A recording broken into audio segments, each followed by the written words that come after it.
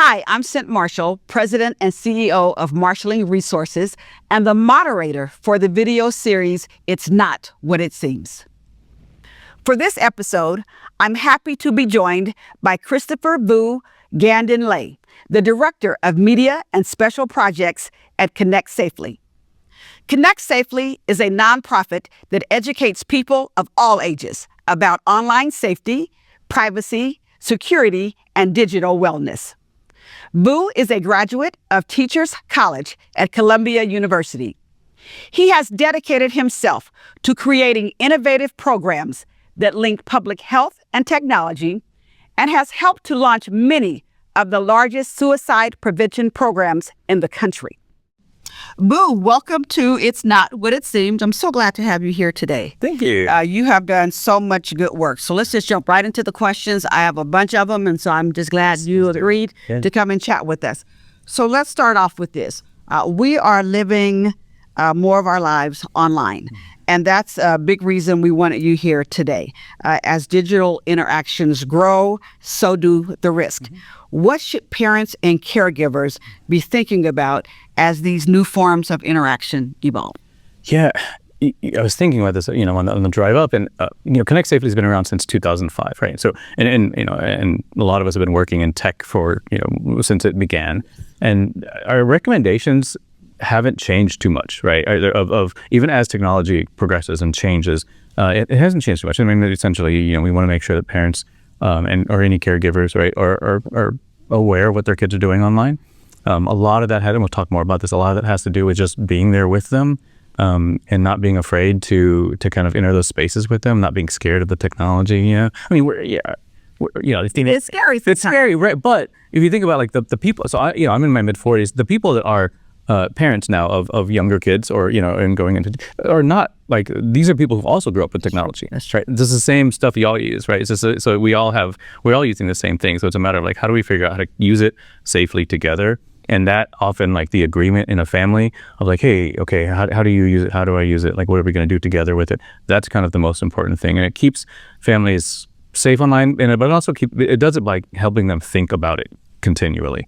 Right, it's not just like a one and done. It's like because kids change as they get older. Right, a 9-year-old is going to have different habits than a 15-year-old. Exactly. Okay, so and you mentioned that a lot of these parents have grown up with the technology, and some of these children are being raised by the grandparents, right, who did not grow up with the technology. That's why this is also so important because we're going to cover all aspects. Right, and that can create that can create that gap, right, where the grandparents, and especially.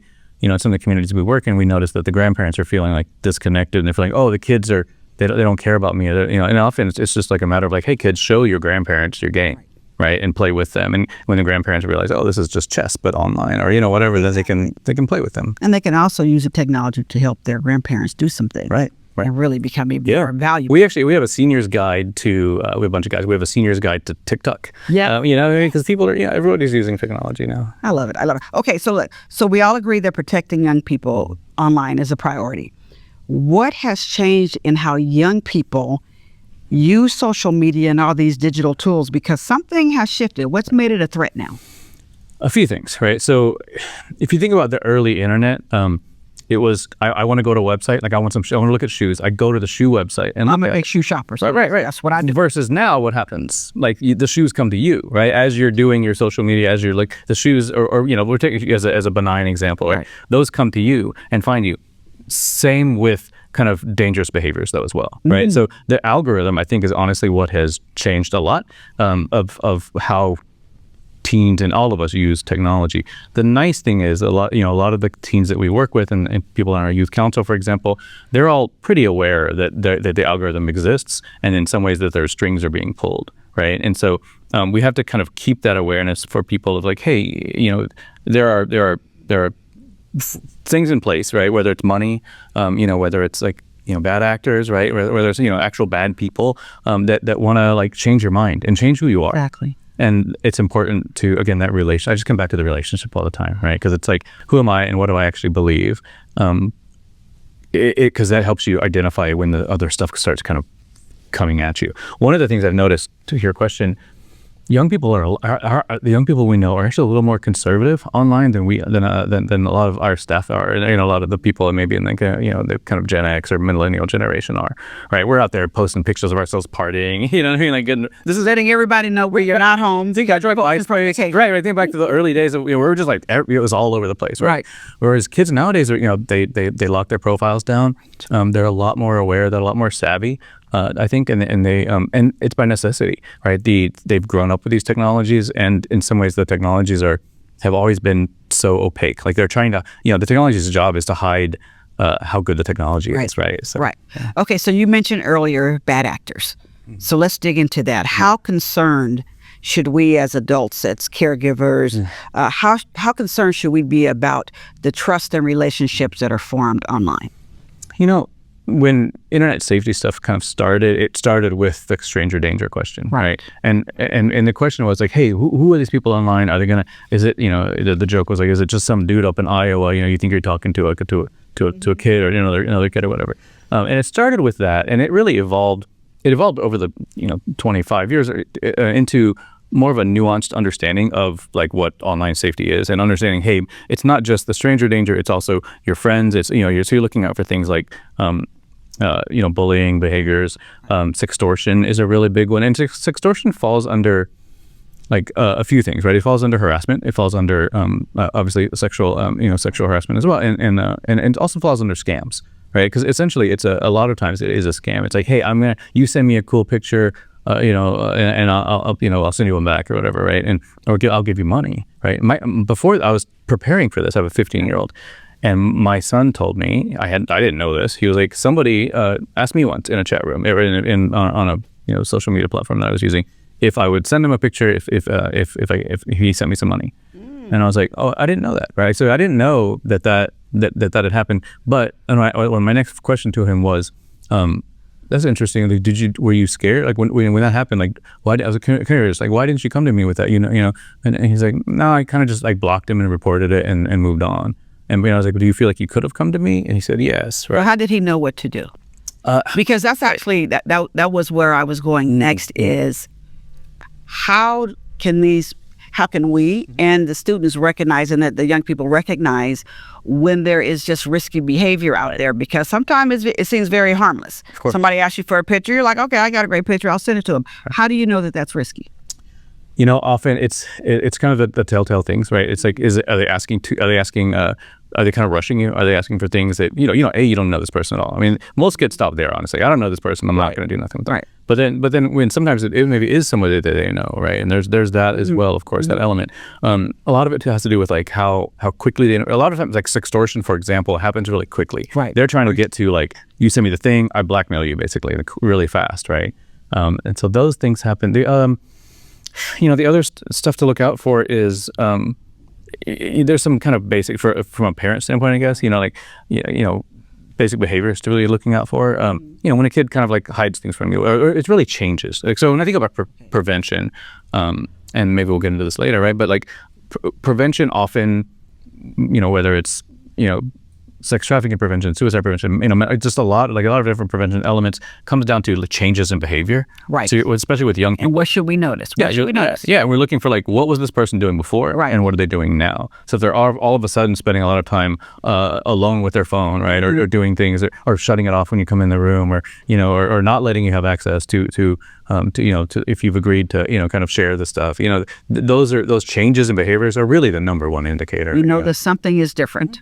And so what do you do when you notice the change in the behaviors? How do you approach that? Yeah, I mean, there's a few things. I think, again, speaking from a prevention standpoint, we want to talk to our kids about this earlier. We want to say, hey, there's some stuff out there, and we don't want to scare them.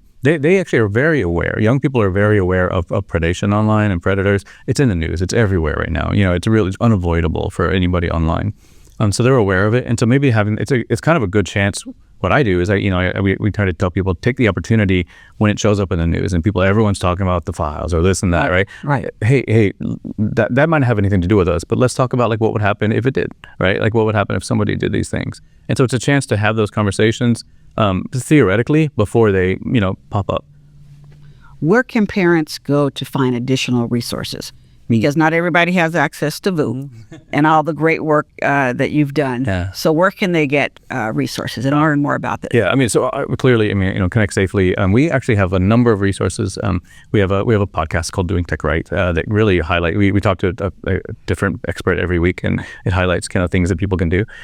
We have a Digital Wellness Wednesday post where it's the newest research kind of that pops up from from our education director.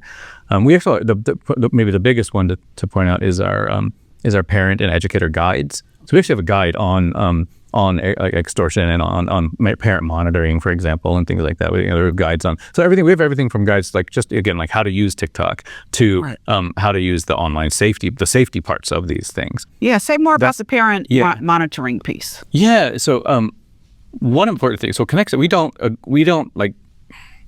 we actually don't recommend monitoring as much as we do, like monitoring tools, like specifically, I guess. I mean, then that's up to you. It's a discussion to have with your kid. Right. And it's a safety discussion. We very much do not recommend people do it stealthily. You don't just throw it on their phones and then kind of spy on them, because then that breaks trust, right? When they go into their accounts and a stalker kind of. Right. Well, because then when they realize that, they're going to be like, wait, like, I mean, there's that just feeling of trust breaking, I guess. Oh yeah, and sometimes they'll shut that account down and set up something else that you don't know about. Right, and so because they're trying to hide from you. Like teen bans, for example, are happening in like Australia. I mean, VPNs exist. Kids are smart. They figure it out very quickly. They're smart. And so in some ways that can make things a little riskier, because then they're hiding stuff from you. Right, so we want people to be sharing those things. So when you think about monitoring, kind of our biggest suggestion is like have the conversation with your kid. Like, hey, I think it might be important because of this, and maybe it's just for the next 2 months, right? Because of something that happened, right? And I'm watching out for you. Let's do this thing, and we'll reevaluate that thing in 2 months, right? Or whatever. It's a conversation that you're having with the kid, right? Not like power over, but like exactly community. We don't want to over control it. But what's the starting point? So, for example, you have this 10-year-old, you give them a phone or a tablet. Do you start at that point? Yes. Oh, like the conversation you mean? Oh, absolutely. Oh, yes. Before that, probably. Okay, so in fact, it's kind of more we want tips. It's more role modeling, right? So a lot of the tips is like, well, you as a parent, again, I mentioned we're all on the same technology. I love this. So when we're telling our kids don't be on these things and we're scrolling, because it's addictive, right? Or because of, again, the algorithmic behavior of these things is to keep our eyes on this thing. Right. And so when we're exhibiting behaviors, and then we give them the phone, right? They're like, well, I'm going to scroll like dad does, whatever. And so that's a big part of it. And then of course, when you do give them that first device, we have a guide on the first device, right? And so when you give them that first device, that's a great chance to have the conversation with them about it. How often do you use this? What are you doing with it? Who are you talking to? Can I have access to, so I know that you're safe, right, on these platforms. And I think that's the key, so that I know that you are safe. Because sometimes they're just not aware of just some of that bad behavior that's out there. Yeah, and often I think parents are, you can get so scared of the big, wide internet, right, that it becomes something you just want to just keep it from them, right? And I think that certainly is one way to do it. Like if you have no access, if you live in the middle of the woods, you have no internet, okay, sure. But like they're gonna find it, they're gonna encounter it with their friends, and when they have a sense of like, well, my mom or dad, my parents or my caregiver has my back if something bad happens. Exactly. Right? So that's one of the big ones is if one of these scams or, something comes up or there's a predator or there's somebody talking to your kid, we want them to come to you and be like, hey, mom and dad, this is happening. And to know, you want them to know that you're not going to freak out. Right. Right. And that just comes from before that even happens. Right. Like when the small things happen, when they're just like online too much. So when you're not gonna, hey, mom didn't freak out when I just stayed up past my bedtime a little bit to, finish my game with my friends. Anybody had their homework. Right. One of the things we think about, if you think about like, we wouldn't interrupt a soccer game, right? And so in the same way you wouldn't, we wouldn't interrupt like one of the things they got going on, obviously within limits, but point being like you've established that trust early on, and then so when it comes to more serious stuff, you can go, hey, like let's talk about this. It can be scary, but again, like I said, the technology changes, but I don't think it's not smarter than like parent intuition. Right. The technology changes, but also bad behavior out there changes. It does. Right. And so sounds like what you have set up are some guides and tips about how to recognize some of that and prevent some of that. And if you think about bad behavior, I mean, there's the direct person-to-person bad behavior, Yes. right? Which is it's kind of the most like malicious or and scary, Right. And it's also like it's not, I think, as prevalent as some of the bad behavior around. I want to change a bunch of people's minds about a number, anorexia, right? These the kind of like there's the pro anorexia. That means there's pro even suicidality. These kind of things that exist, and those can be a little more like a little more nuanced and a little more predatory, honestly. Because it's not what it seems. Right. It's not exactly. You think it's something else, but yeah, you think they're just online. Right. Okay, awesome. Okay, so if there was one thing, and I'll let you give two, you want to, that you wanted us to keep in mind, what would it be? I think it's that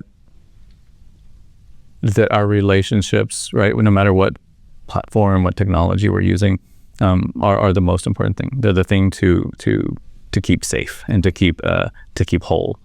And I know that's not always possible. I mean, people live in we live in a complex world, but I think that when we're talking about like the pinnacle of the ultimate idea of keeping a kid safe online, it's the same as keeping a kid safe offline. Right. It's keeping a kid. The other thing is that I think it's more mechanical maybe, is so all of the social media companies out there, right, have most of them, maybe I can name a couple that don't, but most of them have like an online safety area. They have an area where it's like, hey, here's what to do if this is happening, if you're being bullied, if you're being, someone, right. Like somebody asking for a nude picture, like all these different things, right? And those all have it. They all have block and report. They have, things like, things like escalation. They all have those things. So take a look at those, or if it's a little too complex, you can. Our website has like a breakdown of those basically. But yeah, I think it's important to know those as they come up. And that's something that you would just say as a parent, make sure that caregivers and even your child know about all those tools and what's online. Well, and obviously you're not going to be able to keep up with every single one. There's a lot of details, a lot of legalese. Right. But the basic stuff of like, again, block and report, know when to recognize things, know when something makes you feel uncomfortable, just how to hop out of it and be like, nope. Awesome. And then tell me about it. So clearly your son knew that. Right. He did. Yeah. Because he's got boo. He hears me like, working with all that, like whether we're editing a podcast or working. So he hears me like us talking about all this. And sometimes I have to turn stuff down when somebody's talking about something too intense. I'm like, oh no. Well, I appreciate you being with us today. Is there anything else, anything pressing that you want to make sure that you convey? You've already provided so much invaluable insight. No, I mean, I know that a lot of the work that we're doing here is around sex trafficking and behaviors and things like that. And one of the things I guess wanted to point out was that